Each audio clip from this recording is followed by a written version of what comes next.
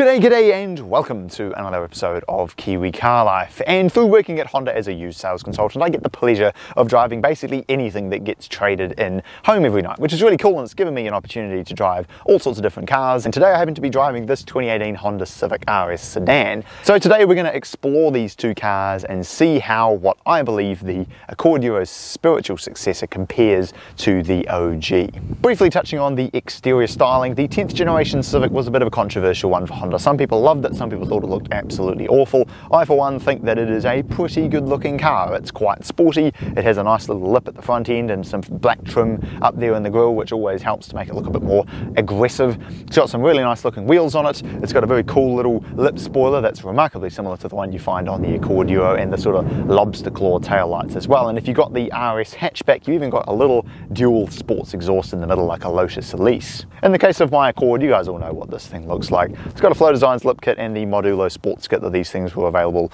with from factory. And like I said, in terms of the dimensions and everything and the way that it looks, you can sort of see the resemblance. They are very similar looking cars. The other thing that I think makes the 10th generation Civic the logical upgrade in the Honda lineage to the 7th generation Accord is the fact that both of these cars come with a very similar lineup of engines. You had the basic one with the cloth interior, you had the more powerful one with the bigger engine and with the leather interior, and then you had the Euro R or the Type R model. In terms of these two cars here, my one's got a 2.4 litre K24A3, makes 140 kilowatt and 223 Newton meters. You can pair it with a 5-speed auto, or in the case of mine, a 6-speed manual. In the case of the Civic, it came with an L15 B7 turbo, which is a 127 kilowatt, 220 Newton meter, 1.5 turbo. And in New Zealand, you can only get it with the CVT, but overseas, you can also get this with a lovely 6-speed manual transmission. The interior of the Civic RS is remarkably similar to the Accord Euros as well. Because this is the RS model, the spec is quite similar to the luxury or the L model of the Accord Euro, where you get these very nice, quite aggressively bolstered, leather electric heated seats. You get a sunroof as well, along with a few other little extra bits and pieces like auto lights and wipers and so on, and the more powerful 1.5 turbo engine. In terms of the build quality, it's quite plasticky in here, but at least the plastic is of reasonable quality, and generally I think it is a quite nice interior to sit in, especially if you're used to something older like an Accord Euro. The things I prefer about the Civic's interior, obviously it has a lot more features, which is a lot nicer. Stuff like heated Century is just so good, and the steering wheel is a little bit smaller, a little bit more sporty. It does have a quicker steering ratio, which is nice, and I quite like the sunroof as well. But the seats in this car are definitely a little wider, a little bit more comfortable, and the fact that they're not leather actually means they hold you in a bit better because the fabric is quite grippy. And we have a manual transmission, which is absolutely lovely. Also, I think the center console layout is much better thought out, but overall very similar, just maybe slightly more comfortable, slightly better materials in some places, but a lot less features. Now, as is Kiwi Car Life tradition, it's time for the rolling race, and of course my car would absolutely destroy a 127 kilowatt 1.5 litre CVT Honda Civic. So to make this a little bit more even, what I'm going to do is treat my red line as 5,500 RPM to hopefully try and sort of even things up a little bit. 3, 2, 1, go.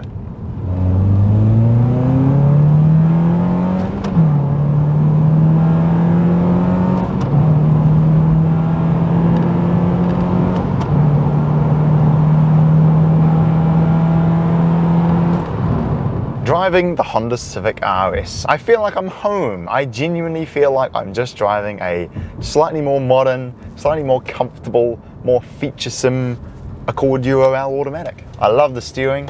It's really nice and zippy. I love the torque of the engine. You barely have to even work it. I hate CVTs, but this one gets a pass for me because it's not too annoying. You put your foot down and it still responds very nicely. The problem is that by giving this car a CVT only, it takes it from being a car that, like the Accord, you could genuinely make fast, make it sound good, make it, you know, actually a surprisingly quick and fun to drive car, and it reverts to then being just a daily driver.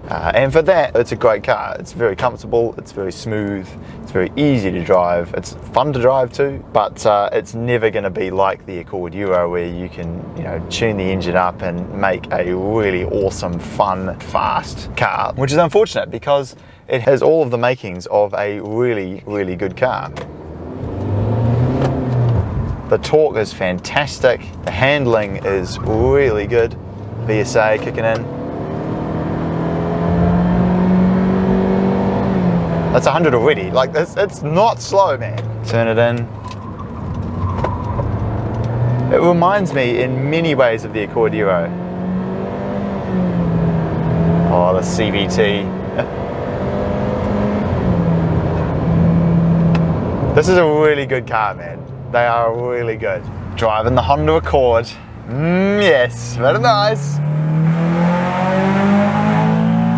Oh, that's more like it. Oh, I am way too biased towards this car. I'm sorry. Basically, if I were to summarize this video, if you're driving a stock automatic Accord Euro, you've had it for 10 years, you've done 200,000 Ks and you're looking for an upgrade, absolutely get a Civic RS. You'll love it. The problem is that if, like me, you have a manual modified Accord Euro, or if you've got a Euro R, you're gonna have to look at the Type R, which are, in my mind, just way overpriced now, or a M135i. There's just nothing else apart from the FK8 really in the Honda lineage that is an obvious upgrade to a modified Accord Euro or Accord Euro R. You could get an FD2, but the interior is not as nice as the Accord because it is a Civic, and it's just not really that much. I mean, it is a bit better, but is it like 30 grand better? That's the question. And that's kind of the problem really, is that these Accords, they're kind of a last of the line really. You know, where else can you get an 8,000 RPM 4-cylinder engine in the Honda lineup? You have to go to something 15 years old, and if you want this experience but in a more modern car, nothing in the Honda range offers it, unfortunately. So there we go. Thank you very much for watching this episode of Kiwi Car Life, and I will look forward to seeing you again next time.